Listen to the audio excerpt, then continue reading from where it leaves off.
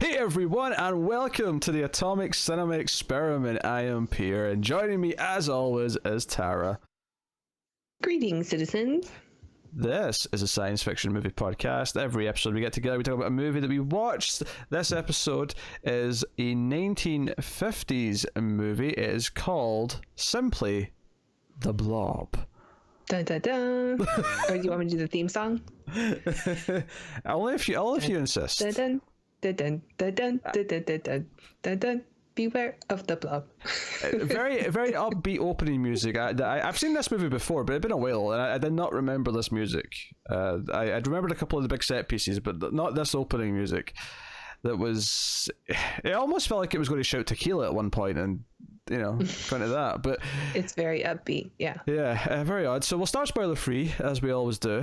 We'll give you a warning before we go into spoilers. So that's what we'll do. So the Blob, the premise is simple: an alien, little meteor, or at least seemingly a meteor, lands, and inside there is a goo substance that then attaches itself to someone and then consumes them, and then starts to absorb more and more things and people until it gets big, and it's this unstoppable, unkillable blob. I mean, they titled the movie perfectly. I mean, what else would you call this thing? It's a blob. It had another name for a while. They wanted to call it the Glob, but I think that was like a cartoon or something, so that was already copyrighted, so they had to change it. Here's the thing. So you say that, and I say, oh, glob sounds stupid. Why would they call it glob? I'm wondering, do you think blob was a regular word that people used when this movie came out? Is this movie why we say blob? I don't know. Maybe. Because is that why? If you say the word blob, I think of pink gooey thing. Yes, so that is basically the movie. Obviously, notably, it stars a younger Steve McQueen, although not as young as this movie wants to pretend he is. No. I will say that. He's the oldest teenager ever. He's supposed to be a teenager, and I swear he's pushing 30. I think he's 27. Yeah. And the female lead, too, I think she's like 25 or close to.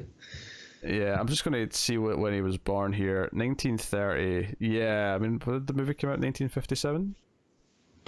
58. Yeah, so when they shot it... It came out 58, but it was filmed in 57. Yeah, so he was probably 27 when they shot it. He does not look remotely like a teenager. He looks like a fully grown man who's already starting to go grey. He had a little bit of grey at the side of his hair. Oh, I didn't notice any grey. I did think he had, like, the right attitude, though, for a teenager. Oh, sure. It kind of felt like, I mean, it wasn't quite as silly, but I was almost getting the Steve Buscemi thing, how do you do, fellow kids? Like, I mean, that said, all of the other kids in this also were far too old. They all looked like they were in it. The youngest, like, teenager in this was probably 25. like. I don't think so. I think the dark-haired guy who also drives the car, I think he's pretty young. I think he was actually a teenager. Okay. I listened to the commentary. Wait, did you watch it twice? Yeah. Oh, there you go. I know. Oh, fancy. I asked for an extra day, and this is what you get. Yes, we're recording this a day later than we usually do. I have the Criterion Blu-ray. If I have it right here, I'll hold it up. I'll show the world. Your Criterion has 2 commentary tracks on it. Does it? Let's have a look. New 4K I know restoration. because I watched on the Criterion app, which came with 2 commentary. Yeah, there you go. One by producer Jack H. Harris and film historian Bruce Eder. Was that the one you listened to? Actually, I listened to both because I listened to them while I was driving. I didn't watch it. I watched it once. Oh, you listened to it in and then the car. I listened to the commentary tracks while I was driving. Very, very fancy. I suppose when you've just watched it the night before, though, it's fresh in your head. You don't necessarily need to see what's happening. I don't need to see it again. So very fancy. So you're coming at us then with a lot of trivia, presumably, because you sat and listened to a film historian tell you about it for 90 minutes. It was mostly the producer, and like every 20 minutes, the historian would chime in for like 5 minutes, because the commentary tracks that were recorded a lot earlier than when the Criterion collection was released. They were recorded for the Laserdisc or whatever back in like the mid-90s. Yeah, probably. Yeah. Or for like the anniversary editions. Yeah, no, that's pretty common. Sometimes you find that some of these commentaries are actually quite old now. Like if you listen to the original Ridley Scott Alien commentary, that was actually recorded in like 1999. So AVP didn't even exist yet. So when he's talking about plans for the future, although notably on that 1999 commentary, what he says that he thinks the aliens came from is actually kind of what happens in Prometheus in terms of what it sets up. So the idea was in his head for a long time. I mean, good or bad, like that's what he wanted to do for like 20 years. So Bad. Yeah, it's bad. Well, the idea that they're a biological weapon of mass destruction, that idea I like on its own, but everything else I don't. Yeah, I mean, a lot of the ideas from Prometheus I like. It's just the execution I don't like. Yeah, it's the script and the everything else. Yeah, so hey, we'll do it at some point. Sorry, fans. We'll do it at some point, right? The Alien franchise is definitely on the to-do list. Don't worry. But yes, we're going to talk about the Blob. The Blob with the pink goo and Steve McQueen. These teenagers are like as far as you say he's got the right attitude to be a teenager. In the context of a 1950s movie, yes.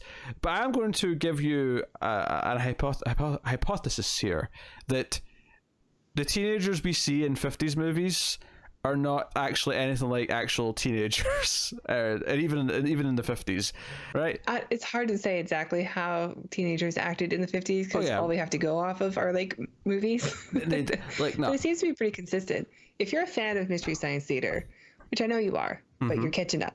Yes. You've seen a lot of these types of movies from the 50s that have teenagers that are kind of delinquent at the heart of it, and they're usually pretty rough. Like they're usually like greaser kids with like the leather jacket and switchblades, and they're stabbing people and robbing. Like that was the cool thing to be, to be honest. Like that was a big theme in a lot of these movies that you watch. No, I'm not disputing that part. That's not the thing I have a problem with, or the thing that feels unnatural to me. It's just the way they speak. It's the dialogue. It's the way they monologue at various points. Steve McQueen at one point has a monologue about not being believed. We'll get into the plot, in a bit. Probably blowing spoilers, but there's a lot of little. You're right. Teenagers today would sound very different, but I don't. But that does sound like a 50s thing to me. No, it does sound like a 50s thing, but it sounds like a glossy Hollywood version of the 50s as opposed to like a realistic teenager.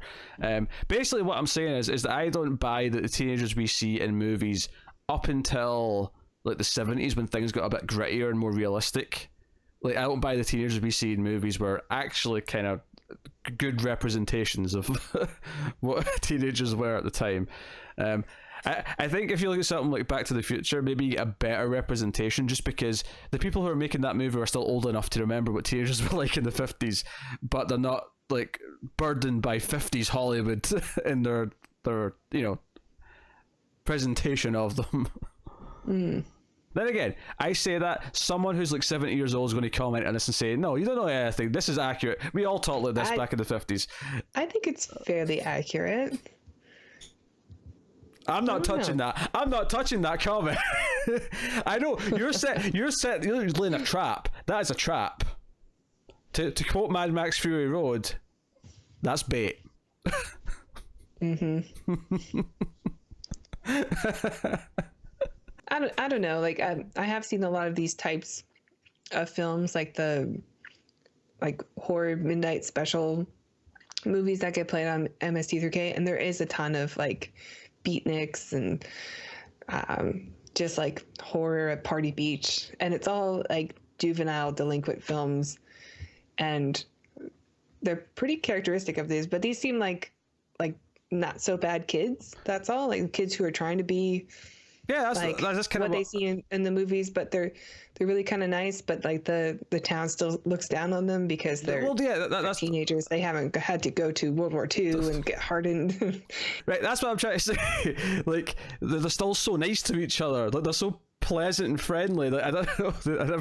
I never get the sense that they're actually this. Listen, I don't want to sound like I'm actually complaining here, because I'm not actually like complaining about the realistic teenagers in like movies like this. It has a charm to it. There's like a 50s charm to this movie, and the way that the characters talk to each other. It's not really a critique so much as it's just an observation of it's the first type of movie like this that we've done, and I feel like I just wanted to bring it up that these teenagers just don't make me think of like kids at all. And part of that is that most of them are in their 20s, and in some cases near their 30s. Like, it's just the way it is. Like, Steve McQueen, like, just he doesn't feel like a kid in this at all to me.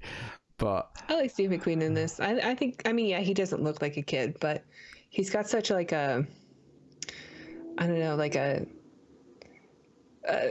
like an energy, because he really did race cars and like do crazy stuff, and he lived like he was never gonna die every day, and of course that eventually caught up with him when he got cancer. But like,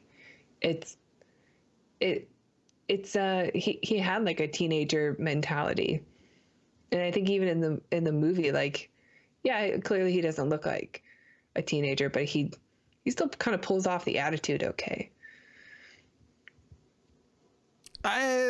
Sure. I don't know if I'm ready to agree with that, but I don't know. I don't know if I'm ready to... It's like watching Frank Langella as Richard Nixon. Like, he doesn't look anything or sound anything like Richard Nixon in the movie Frost Nixon, but you still kind of buy it, because he has the attitude right. He's got the right dialogue and the confidence that he's Richard Nixon when he sits in the chair and does the interview, and you're like, that's Nixon. Mm-hmm. Yes, okay. But you actually know what Nixon's like, though, so you can make an accurate like opinion on that. You can... Oh, there it is. There's the joke. I'm glad you held on to it. That wasn't a joke. That wasn't an age joke. No, we all know what Nixon's like. There's tons of footage of him. He's been done in movies multiple times. That was not an age joke. Oh, okay. I know Nixon well enough to know if someone's doing a good impression. Like, I'm not even American. I know what teenagers are like. They have a lot more energy than I do. Not 50s teenagers. Okay. I'm just saying that I just like, and again, it's not a critique. I like the movie quite a bit. I've not asked Tara if she likes it yet, but I mean, I enjoy this movie quite a bit. It's got a charm to it. It's got a good 50s B movie sort of love, sort of, sheen over it, which makes it hard to critique really anything in it because it's just so fun to watch. But like, I'm going to look at it critically and say, here's things that don't quite add up or feel right.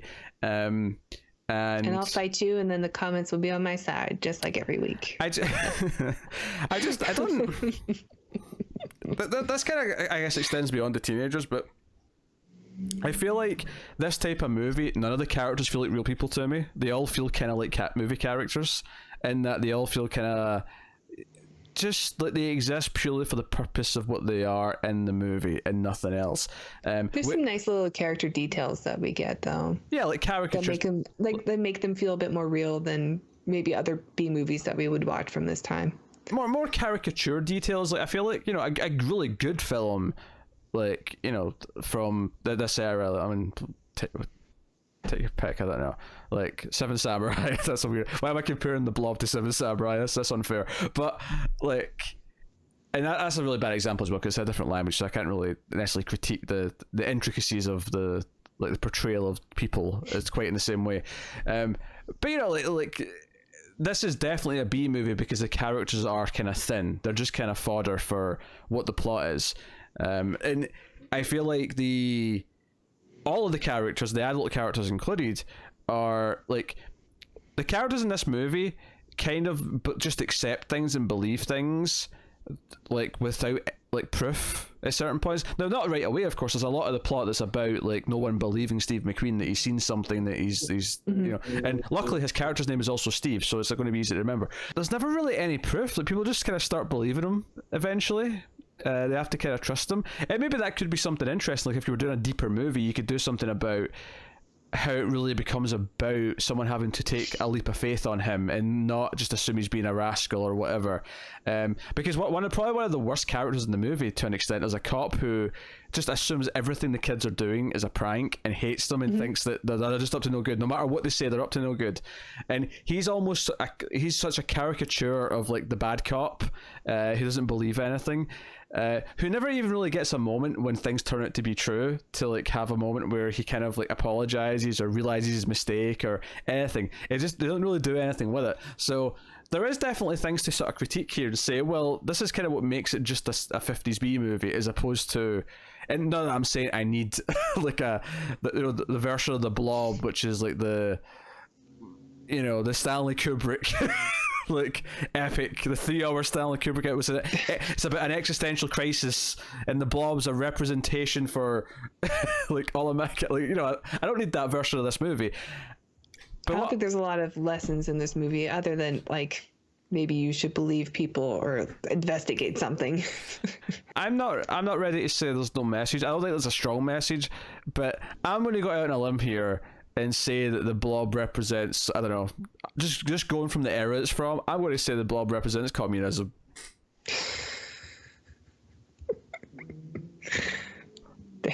There's a good thesis paper, yeah. I was going to say it. It's from the 50s. It's the timing's right. Yeah, okay. It's consuming people. That wasn't on any of the commentary tracks I listened to. I'm cracking. Okay, first of all, I'm cracking a joke, and secondly, we can come up with our own things that don't have to be corroborated with the commentary tracks. Well, since you've listened to the commentary, Miss Yes. Fancy Pants. Oh, I'm the fancy pants after you showed off your Criterion Blu-ray. Which you haven't even used, apparently. Oh. Not listening to the commentary tracks. Look, I have multiple things to review, like a day. I ain't got time to listen to the commentary tracks, alright? Well, good thing I'm here. Yes, good thing you're here. Tara, did you enjoy the movie?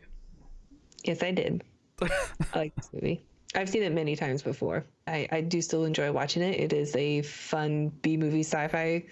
It does kind of slow down for a little bit, but I do like the characters. I like all the quirky little details they have, and I like the monster. The monster's really good. So we need to talk about Blobby effects is what I'm going to call it. Not special effects, not visual effects. Blobby effects.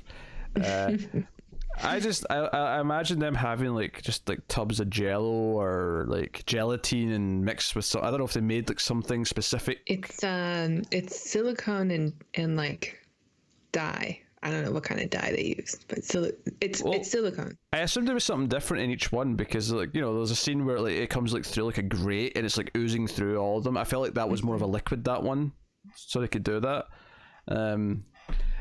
But yeah, maybe I know where it's like you see it moving around and stuff. That's all just silicone. Yes, where it's the titular blob. Mm-hmm. Yes. I will say, I mean, obviously, when you're looking at movies in the past, you don't judge visual effects and special effects, in the same way you do modern stuff. And in some cases, that's not necessarily a bad thing anyway, because sometimes they have a nice charm to them or whatever. I will say the one thing that stuck out to me in this, though, is aging really poorly. There's some shots towards the end when it's bigger, where instead of having miniatures of like the buildings like that it's on, it was just like painted buildings on like a flat surface. It's all animated. Yeah, it looked really bad, and I would obviously forgive a lot, but like, there's no reason why this couldn't have been miniatures. Right? There's no reason why in 1958 they couldn't have had miniatures for this scene. Well, I mean, it was a pretty low budget movie. Maybe they just didn't have the ability to do it. Yeah, no, that's fair. Like, I'm not going to rag on it too hard for it, but they definitely stuck out to me. I mean, it's only like maybe 3 or 4 shots, but like they really stuck out. It was like, oh, geez. All of a sudden, that entire street's just a flat surface. I think one of the things that really stands out about the movie right away is that so many of these types of films you're used to seeing in like black and white, kind of like the movie that you see them watching in the movie The Blob, like at the theater. And the fact that this is all in like it's very pretty. It's a pretty looking movie. It's got a lot of color to it, but it's the type of movie that you expect to be pretty cheaply made and made in black and white. But they went through some studio that is like a Christian-based like movie production. Like they only ever make Christian movies, but they made this horror movie because I don't know the reason. And which is kind of odd because there's like no Christian themes in this whole movie or religious themes at all. Yeah, not really. In this movie, not even like a mention, not even a church that they go to hide in or something. Yeah, there's not even like one character who I don't know, like did anyone even say something like "for God's sake" at one point? Like maybe someone like, did. Really, there's nothing in it that has anything to do with religion. And it was just like a cheap, fun sci-fi movie that they wanted to make some money on. But this studio only ever filmed in color, so they were able to make this cheap movie that normally you would see in like the black and white screen, and like look really nice, which is effective, I think, for the actual monster that we get for the film too. Yeah, because he's got a color to him, so it looks good. I think it's got its upsides and its downsides. One of the downsides of movies being in color from this era, especially in a cheaper movie, is that a lot of the outside stuff's not shot outside. They're shot in a set, and there's like weird random spotlights in the middle of night. Yeah, well, it's not so much that you can't tell in black and white that they're in sets when they're in. Like, there's like I'm thinking specifically locations where they're just like there's some bushes behind them. They might be out in the forest, or they're just outside the house and there's just some like bushes and then the house, and it's like this is clearly on a soundstage, and for some reason it is a lot more obvious in color. It's kind of the same with effects actually. There's a lot of you've seen The Mist, right? Mm-hmm. Well, there's a black and white version of that, and the movie was kind of originally supposed to be in black and white, but the studio wouldn't let them do it because, you know, modern movies and all that. But one of the things that's really interesting about watching the black and white, which is the director's preferred version, is that the CGI actually looks way better because it helps hide a lot of it. It helps hide a lot of the fakeness of it. And I think one of the things that was sticking out to me is just how obvious some of this stuff was on a soundstage. It's like, and it's fine, it doesn't bother me, but like it really stuck out to me. It's like, oh, this is clearly not outside. Like I can just tell. Everything about it just feels inside. And I couldn't help but wonder, like, you know, I think the fact that it's in color was kind of adding to that, and like, you know, maybe this was before they sort of started adjusting to shoot for color so that it would hide more. I mean, you could tell there's like scenes where like they're obviously driving at night, but like the headlights aren't on the car. Stuff like that. Yeah, just movie stuff like that. But yeah, the movie has a charm to it. Like I think, because obviously they can't show that much of the Blob in this movie, basing the movie around the idea of like this one teenager, you know, quote unquote, sees something happen with the Blob, and a lot of the movie, and we are talking a lot here, we're talking like, you know, he maybe sees this happen at the 15-20 minute mark, and then up until probably like over an hour into the movie, maybe even a bit more than that, it's really just about no one really believing him and him trying to prove that something's going on. And it's that's kind of what the plot of the movie really is. We get like little glimpses of the Blob like progressing, but it's mostly just a lot of like side characters not believing them. Like, what are they going to do? They go to warn people, and they don't believe them. And yeah, it's a lot of like teenagers trying to solve it on their own because nobody believes them. Which, you know, I love teenagers try to solve stuff, or even kids in general try to solve stuff on their own. It's this, you know, it's the Stranger Things. We don't really get to see a lot of the Blob, the monster, during this time. Yeah, of course. Which does slow things down quite a bit. Which, of course, but that's the thing. Like, I actually think it's a good plot device to make it be about him trying to prove that it's real and that something's happening and no one believes him. And like I say, I think they could go further with it and make it really be the story of the movie. I don't think it ever quite goes that far. It's kind of thin enough that it kind of just does feel like it's there to fill the time until it's time for the last 15 minutes where we get to have all the effects, because you know the movie can only afford these amount of effects, so they're almost all of them are going to be in the last 15 minutes. So we have to have plot to, you know, which is pretty great. I really love the end of this movie. Yeah, but we have to fill up time to get to that point, because we're not a feature-length movie if we're not over 60 minutes. So we have to fill up time, and that's what the plot became. I wish to take it further. I wish there was a few more drafts of the script. I wish they really made it be about like him really like because eventually it's about someone kind of taking the leap of faith and sort of believing him. But I wish that was a bigger deal. I wish it was a bigger moment that someone chose to believe him, and because I could see that being feeling like a big deal if it was handled right.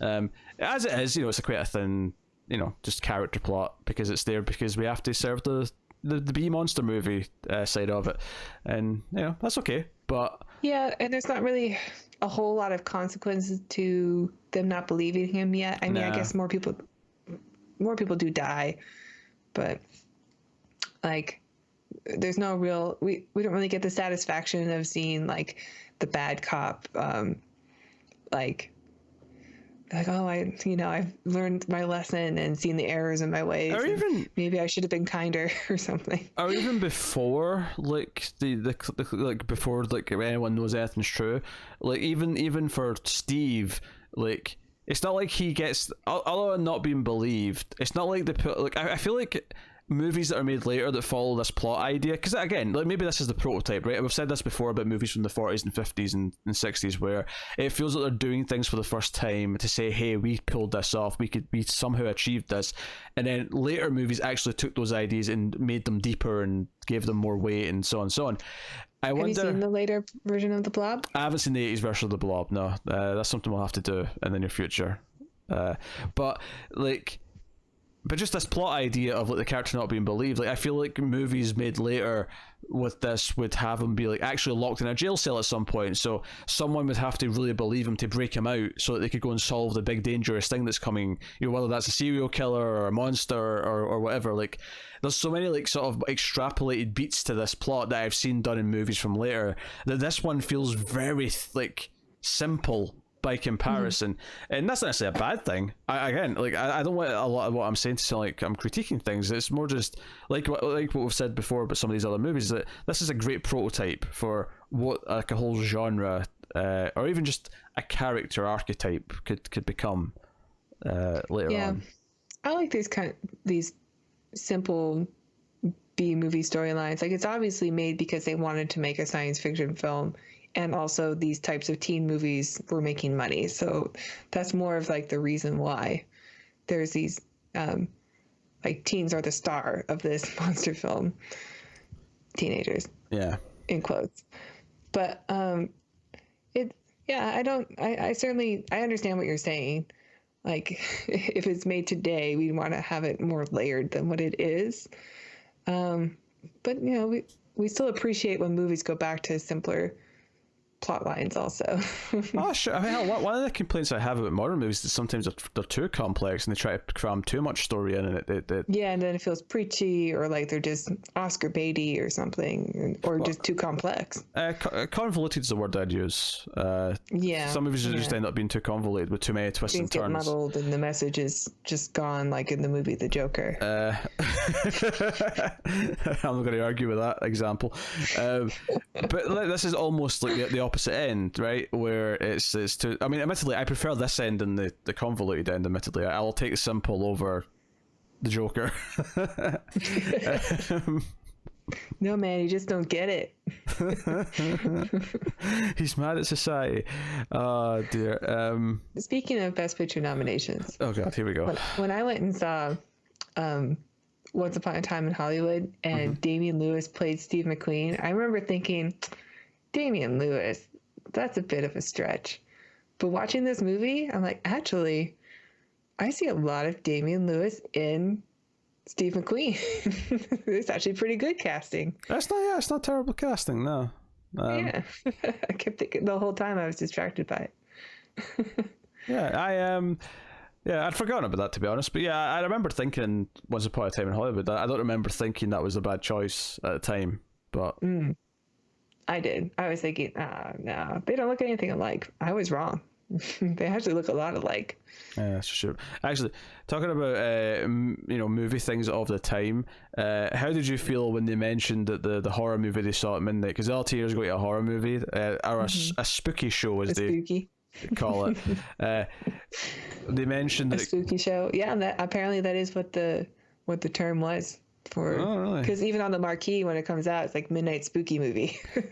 Well, how did you feel when they said that the price of their ticket was 80 cents? Oh, I know. 80 cents.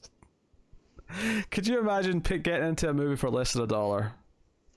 I think movie ticket prices maybe should be adjusted for the type of film you're watching. Maybe it'll get more people to see like cheaper films if it was a cheap ticket.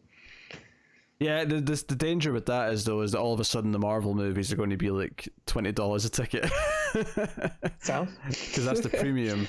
But now you're right. Like maybe a low budget. Maybe there should like the current tier is fine for the big budget stuff, but maybe have like a like a 30% discount for your low budget indie fare. Yeah. I can see it. I can see it. Although the sad truth is that it might not actually attract anyone else, and the exact same people go to see it, and it makes less money as a result, and therefore is even less successful than it would have been otherwise. Because people spent more money on their Marvel tickets, and now they can't afford the cheap other ticket. Now, even if they don't put the price of the other ones up, just like it won't attract anyone new. It'll just attract the exact same people, and they'll make less money because no one else went to see it. Maybe. That's the worry. It's the worry I have because not enough people go to see interesting cinema. The convenience theaters don't play any of the movies that I'm excited for, like the low budget ones. Yeah, no, I know that pain.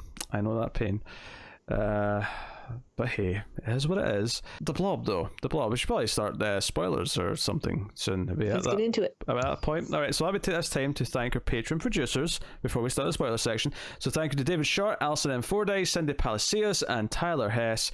They're all patrons at the $20 or above tier, but you don't have to be a patron at that tier, do you, Tara? No. If you like the channel, you like what we do, and you want to support the channel, you can go to patreon.com/MildFuzzTV and donating as little as $1 per month will get you bonus episodes of the Ace. You can check out more B movies like Time Cop or Judge Dredd from the 90s, or Transfer Saga, Robo Vampire. That one was pretty rough. And we have a bunch of David Carradine films in the works, so so check those out. Yes. So full spoilers then for the Blob. I mean, that was a whole lot to spoil outside of maybe how they beat it. But and because everyone, this is the thing. This is kind of how you. This is kind of one of these cop out things that it's fine. Again, it's fine. It's a '50s B movie. Just go with it. But like, there's not a single well, I suppose the Doctor's kind of a proper character. And he dies because other than him, though, everyone who gets killed is like just someone who we meet in the scene where they're killed. It's just a random townsperson. It's a mechanic here. It's a film. The projectionist there. That's true. Although, like, the ending does set up like the situation where it seems like everybody's doomed, which the stakes were really high for those possible deaths, and for a moment I did forget what happened when I watched it previously. So I did feel the dread there. Oh, sure, yeah. I mean, that ending. I mean, the actual final sort of thing is the final sort of set piece, if you will, is fairly well done. But at the same time, though, I'm not going to praise it too much for that, because if it hadn't done that, then what's supposed to end the movie then? Like, it has to put those main characters in danger, because otherwise. Like if those I know, but it was just like the Toy Story 3 moment where I'm just like, wait, do they not get out of this? Do I not remember? Of course they do. There is no way in hell there was ever a chance of them not getting out of it in this movie. I don't know. I doubted myself for a moment. They really did seem like they were stuck. And like it's a movie from the time where all the credits are at the beginning. So when you look and you're like, there's only 3 minutes left. What are they gonna do? I think I checked the time at one point and there was literally like just over 1 minute left, and I'm like, wait, I've not resolved this shit. This is going to feel rushed. What the hell? But yeah, so yeah, the big thing at the end is that once they finally convince everyone that it's real and they see it, because everyone's being cynical, they're checking the store, the grocery store. Which, by the way, like, how did they get in there exactly? It was closed, but they just kind of go in. Oh no, the automatic door opened up. Because they went to go grab the dog, and they were surprised because the door wasn't locked. The automatic door opened, and they're like, wait, it's supposed to be closed at this hour. Yeah, because I thought that was strange. I thought that, but fair enough. No, because they're all checking there because they encountered it in there, and I did kind of like the scene in there. When Steve McQueen sort of jumps up on top of the shelving, and Joe was funny about it is that my first thought when they went in there was a big stack of Ritz crackers, and I went, oh, Ritz has been around since the 50s? Holy shit. I did look at the design also. I'm like, oh, the design was so different back then. Yeah, I mean, honestly, it's not I bet just. it's not really product placement either. It's just free advertising for Ritz Cracker. Oh, I don't know. Product placement's been a thing for a long time. Really? Like even with this tiny low budget movie that was made by like a Christian family film organization or whatever. Maybe tons of low budget movies have product placement. It wouldn't surprise me. Hell, that's how they get like half their budget. Yeah, I did hear that. I read this in the IMDb trivia that Steve McQueen was offered like 4% of the overall gross. I think it was 4%. It might have been even like 10%. Of somewhere between 4 and 10% of the overall gross of the film, or $2,500, and he took the $2,500, and the movie ended up making like $4 million. Mm-hmm. And then like later on, like in the 30th anniversary, I think the producer admitted like the movie actually over time made like $40 million because they kept re-releasing it after Steve McQueen was like a big star. They re-released the Blob again in theaters. So he got $2,500. Anyway, so we get all the cool stuff with the Blob like oozing through the grates and killing the projectionist, and then it sort of encompasses this diner, which our main characters end up in, Steve and the girlfriend and her little brother, along with the chef and just some other random waitress or whoever's in there. And it becomes this kind of crisis of like, how can we try and like get rid of this thing to get them out? Because as we've seen at the start of the movie, if it touches you, that's it, it's over. Like it's got you now, and it's not going to leave you. And the little twist here is they try and like shoot down like an electricity pole, like a power line, to electrocute it, and that doesn't work. I'm okay with them, like, you know, someone's using a fire extinguisher and that they realize that cold's what affects it, nothing else. My only problem is that it literally goes from the scene of like I think the main cop who's been kind of nice to him and has kind of believed Steve throughout the movie. He's like, oh man, is there anything that can stop this thing? And it immediately cuts to the cook using the fire extinguisher, and I'm like, I feel like you didn't have to be as quick and as overt as that. Like, it immediately just cuts to the thing that's going to do it. But I mean, there's only like 3 minutes of the movie left at that point, so they have to get going. You know, we're on a clock, on a schedule. Yeah, I think they were just using the resources that they had. Like, they don't have a big freezer or anything, so maybe they didn't think of it until somebody used something cold on it. But it was just, well, what can we do right now to save them? Like, well, there's a power line. Maybe we could try electrocuting it or something. Oh, yeah, that's not my complaint. My complaint is just how quickly it cuts to the character doing the thing that's going to accidentally reveal what its weakness is. Mm-hmm. It's like just it cuts to the very next thing, and Steve McQueen's like, "Hey, give me that a minute," and he's like, "It's immediately like we get it." There's no like. Well, there is a chain of events though. Like there's not to argue. There is a chain of events. Like they try using the electricity. The electricity starts a fire, and so they're in there, and the fire is going. So they use a fire extinguisher to put the fire out, but it also happens to hit the Blob. But I feel like there should be some time in between where there's some like turmoil, like where they really think they're going to die, and it like. You know, you didn't get that? I really did. They were having like a moment, like she told her little brother, like, it's okay, close your eyes, go to sleep. I mean, I guess so, like they all get fire extinguishers, and if there's any message in this movie, really, it's that maybe teenagers can be okay because it's the teenagers who all go to the school and like steal all the fire extinguishers and like bring them all back so they can freeze the thing. I like the detail that it's the principal that has to go to the school and break into the window in order to open the door, and all the kids cheer like, yeah. What's funny is the last shot of the movie, for the last like 5 seconds, it cuts to like the end screen. We see it being like just dropped via parachute to the Arctic, and I laughed out loud at one point actually, because just before it does this, like someone says like, oh, they're going to get to the Arctic so it'll stay cold, and Steve McQueen, like his last line in the movie is like, yeah, as long as it stays cold. As long as the Arctic stays cold. Surprisingly relevant. Huh? And I started laughing because obviously that was not an intentional thing, but I just started thinking about climate change. It just really made me laugh. Hey, that line's oddly poignant. I was looking up the Blob on IMDb, and there is a Blob project that's apparently in the works, and Samuel L. Jackson is attached to it, and that's all the information that's there. I'm sick and tired of this mother effing goo on this mother effing Arctic. Arctic. Could this be like a prequel to The Thing? Nah, because the thing was there for thousands of years in the ice, like buried deep. But nice try. I like the idea that they're connected.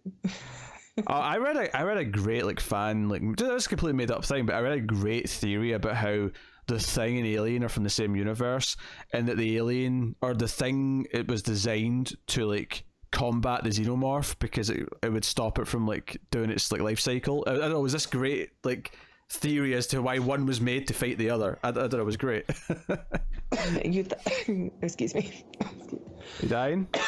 Tara's dying, everyone. Predator was its worst enemy. Yeah, I mean, we kind of glossed over a lot of the film, though. Oh yeah. I went to the end because that's kind of where all the action happens. There's some characters I want to talk about. The farmer or whoever the old is at the start who first picks up the little rock that has the goo in it. Yeah. First of all, I like that he tries to touch it with a stick, and then it just goes up the stick. So despite the fact that he tries to use gravity against it, it still gets him. But my first thought with him was that he had like this really wacky, like sticky out hair. Like it was like he had like this. It wasn't quite like Christopher Lloyd in Back to the Future. It was more. Yeah, the guy was sleeping. I guess. Yeah. It was like he. It's like he was in like a convertible, but like facing the wrong way as it was driving. Yeah, he had real like wispy white hair. Yeah. That seemed pretty unkempt, but also who cares? He lives in like a cabin in the woods. Yeah, sure. Yeah, if anything, he's the one who's like, it's got a death curse. He's that guy. He's Ralph. Is that his name? Yeah, Crazy Ralph. Look at you. Got the name right. So I watched that movie for like the first time. So now the other character I want to talk about, perhaps the most interesting character in the film to me, because she's a double agent. There's a double agent in this movie. So the start of the movie, like the kids find the old man in distress because he's got the stuff in his hand, and Steve is a nice enough teenager to drive this man to the local town doctor. One of the small things I do like in movies like this that sort of give you the small town vibe is that even though we don't necessarily get to meet a lot of the characters in the town or get to know them that well, there's something about the way they talk about the other characters where they'll reference characters who everyone knows, and it gives you that vibe that everyone knows everyone in this town, therefore it's a small town. Yeah, this really does feel like a small town. It's one of those simple little things, because I love movies set in small towns. It's perfect for sci-fi and horror. But I agree. They take him to the doctor, they leave him there, and the doctor's like, this stuff's weird. You guys can go back out to the meteor crash site and check it out for me. And they agree to go, so they go. And like, well, I guess this is what we're doing now. Sure. And they go this is our job now. They have a look. We'll talk about them around to the other kids in a minute, but they come back, and this is when Steve sees through the window, because as he's been gone, like the body has been consumed with the blob, and the blob, the nurse is scared of the blob, the doctor's scared, the doctor gets his shotgun, and Steve witnesses the final part of this where the doctor's at the window being consumed by the blob, and it's like it's killing him, and he sees this, so he goes and gets the sheriff, who is nicer than the bad cop, the deputy, who's like just a complete dick about everyone. But both him and the bad cop come with them back to the doctor's house, where he works from, and they look around and they're checking the crime scene. It's like, oh, there's a gun here and it's been fired. We can tell it's been fired, but there's no, like bullet holes or anywhere or whatever. And in walks this neighbor, this old woman in her bathrobe. I think her hair's in a roller as well, maybe, I can't remember, but that's the perfect visual. And she's got an opinion on every single thing that anyone that says, right? Well, it's the kids or the cops. She's the worst. The kids will say, well, no, I saw this, and and she's like, well, she doesn't even look at the kids, like she only looks at the cops. Yeah, but like they say, like, oh, like he's going to leave, we can't contact. It's like, well, he was going to go on his way out, and I heard him phone at this time. It's like, yeah, but like let's see if his car's there. He's like, well, he might not take the car because sometimes he goes with someone else's car and the car's still here. Like, she has a response, no matter how many things they point out that could indicate that there is some sort of foul play, that there is something going on, and that he has genuinely missing. She's got an answer to disprove why there's nothing going on. She's determined to shoot down every idea, and the only reasonable idea that I can come up with is that she, for some reason, is working for the blob and wants to keep the suspicion at bay for the time being. I think she just doesn't trust That's funny, but I think she just doesn't trust the teenagers. I'm so glad you wanted to let me know it was funny before you moved on and poo-pooed it. Yeah. I think she was just like clearly not going to let the teenagers be right. Like they're just here to mess with the cops and the townsfolk because the cops pulled them over earlier, and this is just kids being kids. Mm-hmm. See, here's my theory. And they came over here and they tried to probably steal some drugs or something. The Blob mess the place up. The Blob has a second ability that that isn't expanded upon in this movie. This is the only hint of it, and if it was a sequel, they might have went into this in greater detail. But the Blob can just put a little bit of the Blob in someone, right? And that will like control them like a drone. They'll be like mind controlled, and they'll work for the Blob. She was wearing a red dress.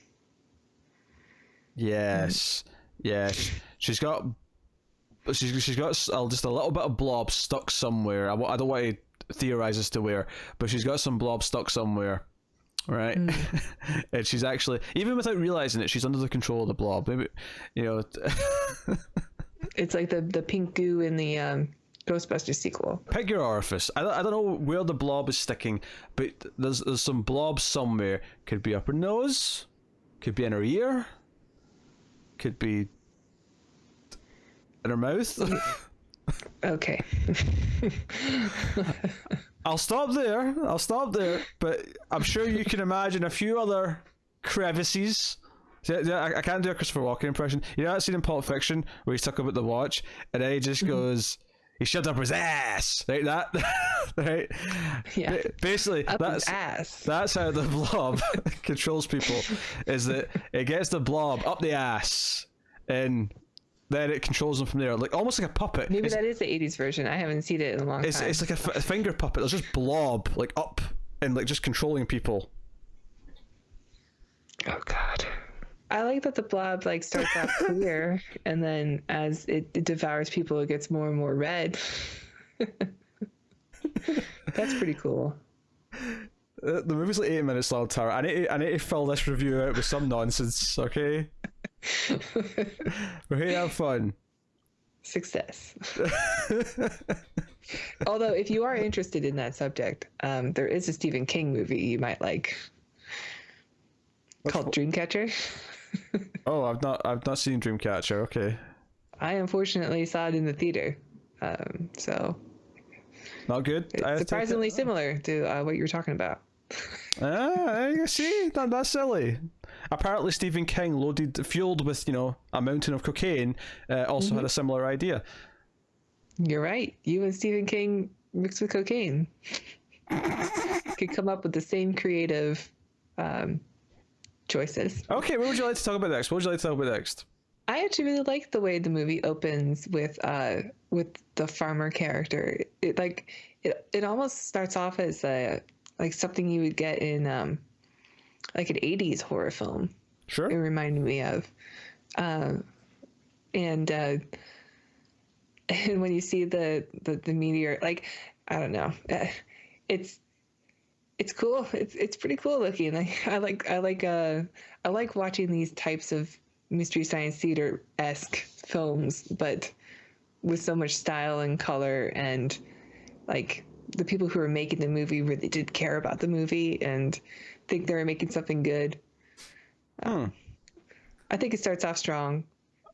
I don't think it runs a little bit in the middle, but like picks up again and then has a really great ending. I have to pick up something there.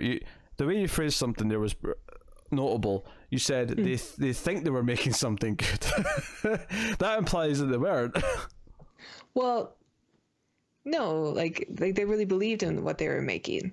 Sure. You know, like so many of the movies that we watched from the time that were they seem to be just, let's make this to make money. But this really felt like something they wanted to make. I have a lot of fun with the movie. The movie's quite cozy. Like it feels like you're sort of you're putting on like a warm blanket, or it's comfort food, because it's kind of it's simple, and it's all the stuff that I've said. It's all the little critiques I've made about characters not feeling like real people, and that's kind of true across the board. Whether it's the farmer at the start, or whether it's the doctor, or the parents of the kids feel a bit off, or the mechanic who gets killed. who tries to tell his boss or colleague to go on his hunting trip with him and to just lie to his wife and say that your uncle died or something. I'm like, his wife would know. Gonna find out. Yeah, his wife would be able to figure out if that was a lie or not. That's not something you could, that just weird beat. The guy who's responding to the siren and like puts on one outfit and then a different siren starts, so he takes that off and puts on his other outfit, his volunteer firefighter. That's right. Yeah, that's such a weird moment. Yeah, this old man wakes up. He's like, "Oh, this is air raid. Oh wait, no, that's changed to this." And it's like, "Oh, what do I wear? I don't know what to wear. What helmet do I wear?" Siren. I wonder if that's like a critique of women not being able to figure out what to wear. Oh, that's actually something worth mentioning. We get the woman faints because of fear moment, which always dates a movie. Yeah. Oh no, I saw something scary. I must faint. She has to be carried out in someone's arms. Or even the nurse in the beginning, like she doesn't faint, but she easily trips and it is just inhaled by the blob. Yeah, it's like, I can't move. I did like the effect of seeing the doctor in the window where you can't quite tell what's going on, but he's half consumed by the blob. The darkness. It's only a brief second that you get to see him. Yeah, the darkness helps it a lot. It's one of those things where you have this, it's just this the Jaws thing. Okay, your animatronic shark looks kind of fake. Well, show as little of it as possible, and that's how you get around it. Yeah, but it is enough to give you an idea. Yeah. Because it's so quick, you have to fill in the rest, and it's it's pretty good. I don't know. No, that works really well. I think that's good. The whole siren thing where they wake everyone up to say, hey, there's something dangerous, we have to solve this. I almost felt I almost felt there should be an angry mob being yo, woke us all out of bed. This teenager woke us all out of bed to tell us about a monster when he has no proof yet. There's literally no proof that anything's going on. The cop comes and kind of believes him, and then of course the theater thing happens, and I almost wondered it's nice that the cop wants to believe him, but it's almost, I almost felt like the more correct way for the scene to go, because they hadn't built up enough why the cop would believe him. It was just kind of maybe no, we should have everyone not believe him, be mad at him, and then as they try to leave, maybe that's when the big blob, everyone starts running out of the theater because they're terrified because this thing's coming for them.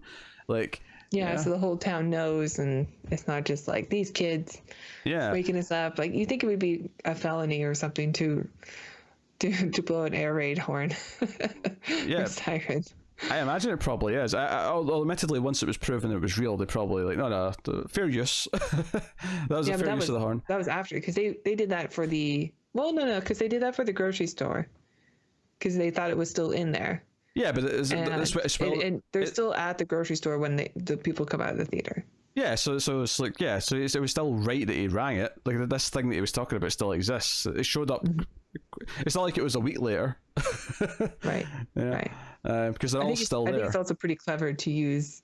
I don't know if it was done before this movie or not, but to use the movie theater as a setting for your big kill at the end, where it's coming through the projection and everyone there is watching a horror movie at midnight, probably how people are watching The Blob at the time. Yeah, I have no idea if this was the first time they had a big scene in a movie theater as they were watching a movie. I don't know, but yeah, no, it's an effective. Of course, they're watching the movie that's the same kind of genre of The Blob, and I don't know. I thought it was kind of a cute thing to do. Bela Lugosi movie as well, which they mentioned a couple times. Daughters of Horror or something. Yeah, I haven't seen it. I have to admit, I have not seen that one. I haven't seen it. I know who Bela Lugosi is. Pull the strings. Peter doesn't get that reference. It's from Ed Wood. Well, I was going to take a wild guess to say it's from Mrs. Science Theater episode, but apparently I've been proven wrong. So fair enough. Yeah, I've not watched Ed Wood yet, and yeah. Yep. Yeah, but what does that mean? Does that mean I'm being threatened? I'm pretty sure you told me you were going to watch it. I did no such thing. How dare you? Pull up my text. Filthy lies. Do not believe her lies. Thank you very much. You don't have a Twitter underneath your image on the video, Vera. I'm just gonna have to put the word liar. Just just there. Important thing is, I know the truth. Filthy liar. That's what I'll say. With an arrow pointing up the way. I will say this. I appreciate. So after they get sent home, after the investigation into the doctor's office turns up nothing, and their parents come to get them, and they're sent home. Like, you know, Steve's like, "Hey, sneak out afterwards, and we'll go and actually find this thing because it's just dangerous, and we believe it's real." And they sneak out of the house. I will admit, I was impressed that they had the, and this is it's one of the things I expected them to get wrong, is that he says, "Okay, let's get the car," and he goes to the garage and he lifts up the door, and I thought, wait, if you start a car in your own driveway, like, everyone in the house is going to hear it. Like, the cars are loud. But to their credit, no, they just wheel it out. He takes off the brakes and he just rolls it out the driveway until they're around the corner. Yeah, that scene was taken from real life. What? Real thing? What does that mean? What do you mean? Did the director sneak out of his house as a teenager? Like, what's going on? I don't know if it was the director or the producer, but yeah, somebody said that this is a thing that was taken from real life. Like, even when he's opening up the garage door, like, in the film you can hear a truck go by. So they waited for a truck to go by before they opened it, so you couldn't tell where the sound was coming from. Yeah. Very good, very good. It's a shady. Yeah. Trouble. What's so funny to me, though, this is just because of the dress of the time, but like, the girl in particular, because guys, I mean, obviously fashion has changed, and you can tell like a 50s looking like man's like set of clothes versus like a modern day one, but it's still pretty much the same thing. Like, guys wear t-shirts and jeans, or maybe a jacket or whatever, right? But the girl is in like this 50s dress that's really kind of like thick and wide for, like, you know. Yeah. Poodle skirt. Yeah. And I laughed really hard at the idea of her sneaking out the house. She still sneaks out the house in this dress. Like, I get why she's on the date in that dress in the first place, but even when she's sneaking out the house at night, she still got. Well, she was sneaking out until her like super loud little brother got on the stairwell. I'm like, you don't have. Basically shouting at her. Where are you going? I was just thinking to myself, though, like, you don't have like a more covert like attire that you could switch to, you know, just something a bit more comfortable. Her ninja outfit. Maybe just a narrower skirt, if not some. I know that thing definitely pants. swishes. Yeah. It's just a thought. Just a thought. But you know, hey, I mean, that's basically the movie. Like, we kind of went out of order because we. All over the place, because that's the other thing. They go to, like, because the only person who's seen anything is Steve McQueen, right? And him and his girlfriend, when they sneak out, they're like, "Hey, what about we go and get the other guys? You know, the guys that challenge them to the race at the start." And but then it turns out they're quite friendly with it anyway. And they invite them to the horror movie at midnight, but they don't go. They become friends with him after, because the cop pulls them over and he doesn't rat them out. Yes. But they go to the movie theater and like come in and say, we have to come out as important, and they take a bit of convincing because they want to watch the movie, but they eventually all come outside so they can talk to him, and he tells them, like, hey, there's something that killed the doc, and there's a monster, and we have to do something about it. Like, even this, like, all of these people just sort of like believe him and start helping him. Like, I'm like, why do you believe him? What the hell? Like, what? He's offered you nothing. He's offered you no proof whatsoever. Yeah, I mean, that's true. I guess it's a bit of a stretch, but like, it's also just kids, the teenagers sticking up for each other. I don't know. Teenagers don't stick up for each other. Goonies never say die. Oh dear. Well, again, I'm not complaining. You know, it's charming. It's kind of fun. I like the effects for the most part, barring the drawn like buildings when the blob's really big. I still kind of like it. I like all the blob squeezing through things. I like the problem solving. I like him trying to prove himself right. I wish he did more with some of these things, but it's a fun little movie that I think is it's got its charm. I like that it stays confined to a small town. Also, never like gets the military involved or becomes like a world thing. Yeah, imagine it was this movie, but like right as they're on the phone, like when they're trying to when it's on the diner, there's a scene where he's on the phone. And it just cuts to the White House, and the president's like making a call, nuke the town. But I mean, that's pretty much it, though. That's pretty much it. I think we more or less covered all of it, just not in the right order, because for some reason I feel like jumping to the end on this one.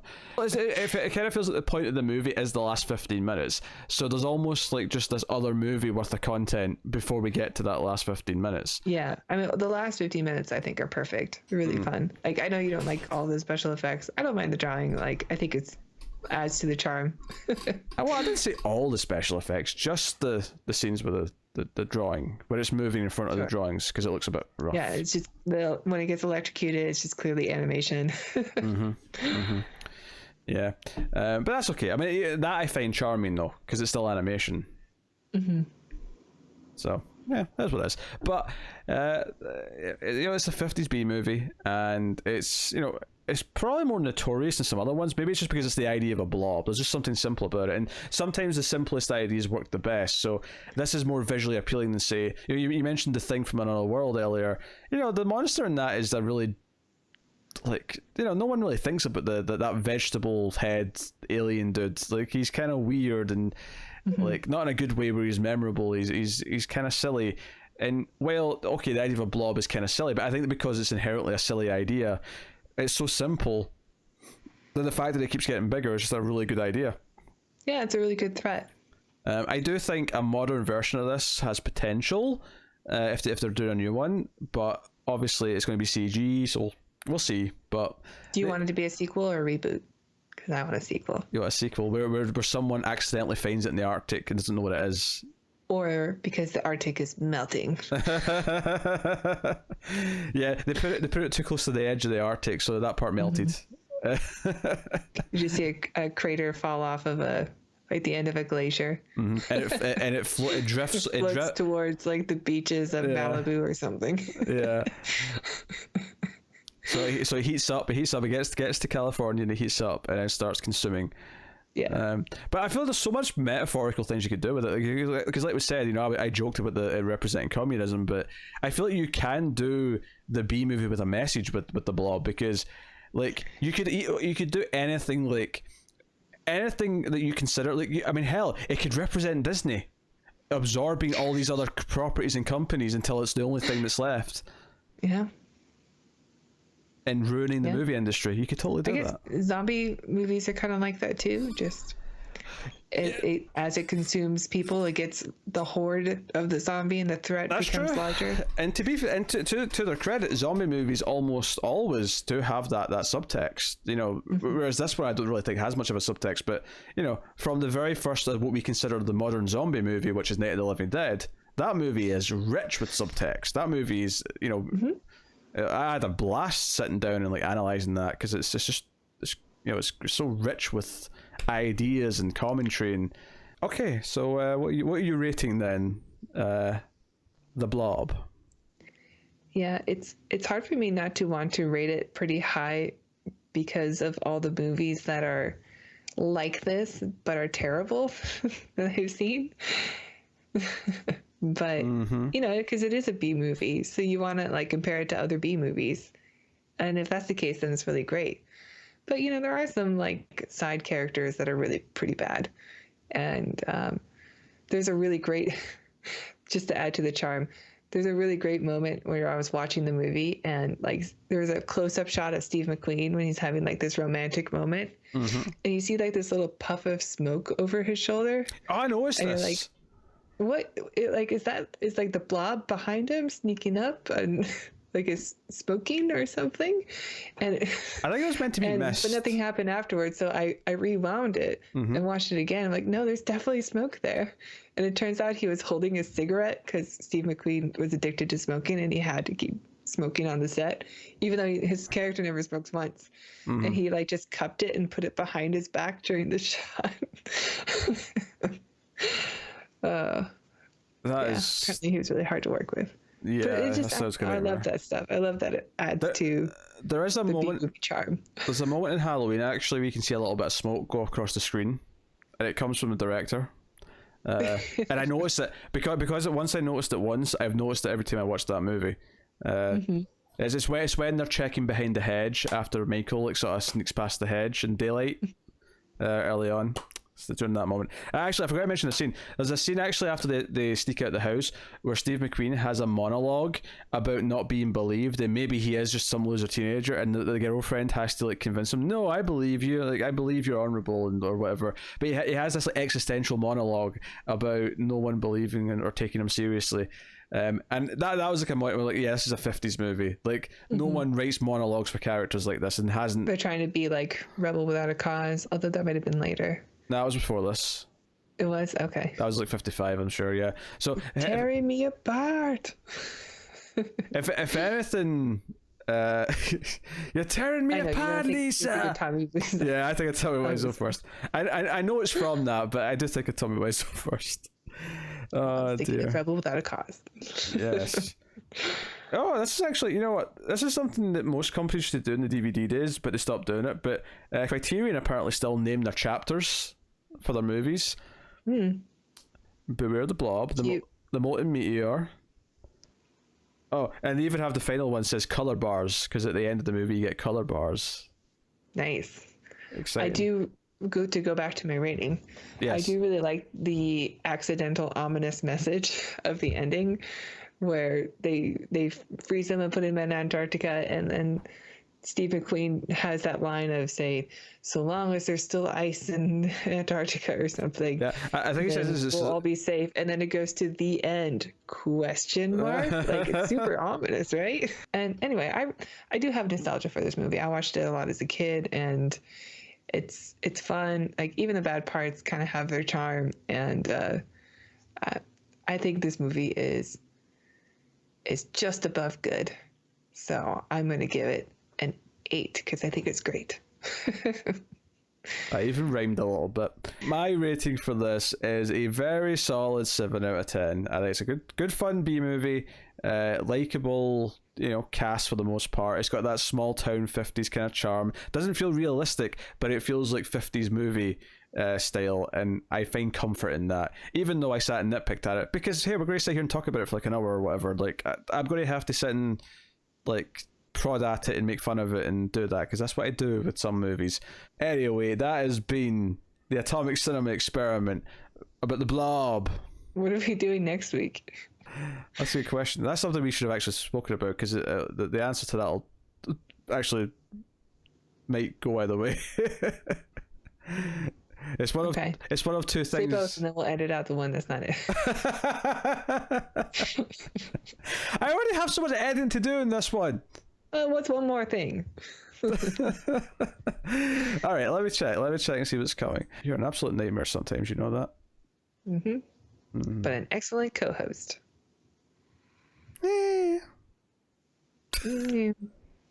We'll see. That's my Larry David. Don't you go Larry David on me. I just watched a Curb episode last night. I'm now officially halfway done a season 9. Catch up already. I know. We're either doing Prospect or... What is that?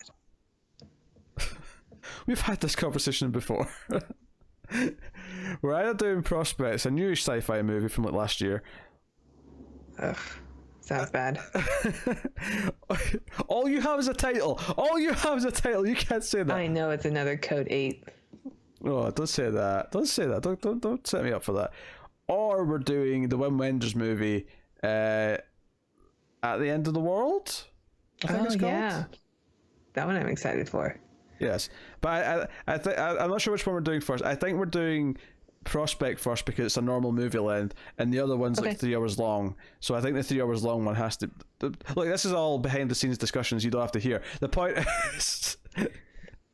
is that those will be the next two. Okay. In whatever order. And because Tara insisted I tell you, that last like 2 minutes is a shambles. Shambles! They love it. They love the behind the scenes stuff. I dropped this up because I really... Please edit this out.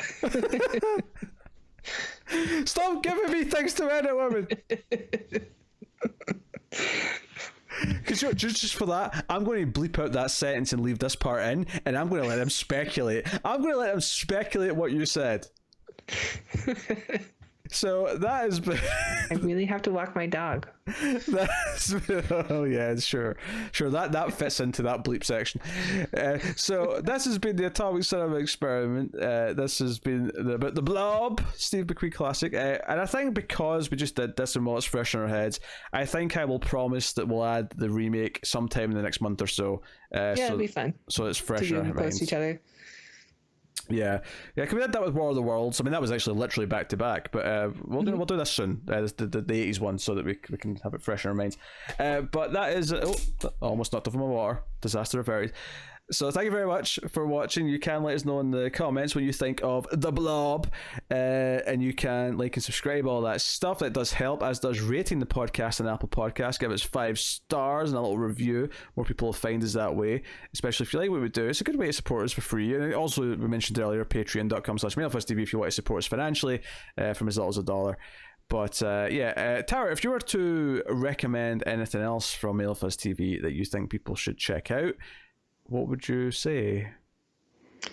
I would say check out the live streams. If you like listening to Peter and have questions, you can ask them right over the live stream. They happen multiple times a week. I don't know when. They're random, I think. And always have a good community of people there. So check it out. Huh? That's new. Yeah, you've never promoted the live streams before. That's true. Yeah. Check out the live streams. Why not? It's if you ding the bell, then you see when it goes live. Exactly. Yeah, ding the bell. You get notifications on YouTube. Perfect. So there you go. That has been the Atomic Cinema Experiment. Thank you once again for watching or listening. We always appreciate it.